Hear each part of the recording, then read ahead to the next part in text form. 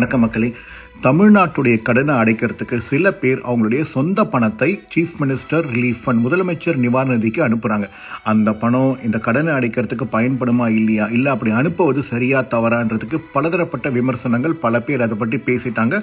நான் அதை பற்றி இப்போ பேச வரல.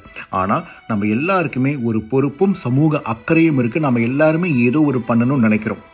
அப்படி உங்களுக்கு தோணுச்சுன்னா ஆப்ஷன் 1, நீங்கள் இன்கம் டேக்ஸை கரெக்டாக கட்டுங்க. நம்ம எல்லாருக்குமே வருமானம் வரும். ஆனால் எத்தனை பேர் அதை சரியான முறையில் இதுதான் என்னுடைய வருமானம்னு டிக்ளேர் பண்ணி நாம் அதுக்கு கரெக்டான இன்கம் டேக்ஸ் கட்டுறோமா இல்லைனா கட்ட ஆரம்பிங்க.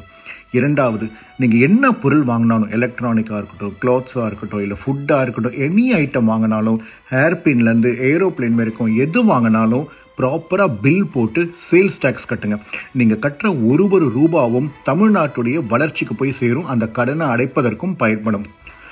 மூன்றாவது, ப்ராப்பர்ட்டி டேக்ஸ். நம்ம ஒரு வீடோ இல்லை ஒரு லேண்டோ வாங்கினா அதை கவர்மெண்ட் கொடுத்துருக்க வேல்யூவை விட கொஞ்சம் கொஞ்சமாக டிக்ளேர் பண்ணி ஸ்டாம்ப் டியூட்டியை கம்மி பண்ணுறதுக்கு நாம் இந்த வேலையை செய்கிறோம். அதை நிறுத்துங்க. ஸ்டாம்ப் டியூட்டி நீங்கள் கரெக்டான அமௌண்ட்டு கட்டுறதும் தமிழ்நாட்டுடைய வருமானத்துக்கு பயன்படும்.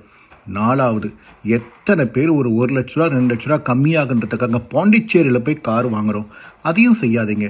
தமிழ்நாட்டில் கார் வாங்குங்க. முக்கியமாக அப்படி வாங்குறதுனால அதுவும் ஒரு வருமானம் தான். ஸோ மக்களே, நாம் இந்த sales tax, income tax, property tax, road tax இதெல்லாம் கரெக்டாக நம்ம கட்டினாலே தமிழ்நாட்டுடைய நிதி நிலவரம் கண்டிப்பாக உயரும். முக்கியமான விஷயம், நாம் எல்லாரும் தமிழன் படத்தை ரீக்ரியேட் பண்ண ட்ரை பண்ணுறோமோ இல்லையோ, முதல்வன் படத்தை ரீக்ரியேட் பண்ணுங்க. கூட்டி கழிச்சு பாருங்க, கணக்கு சரியா வரும்.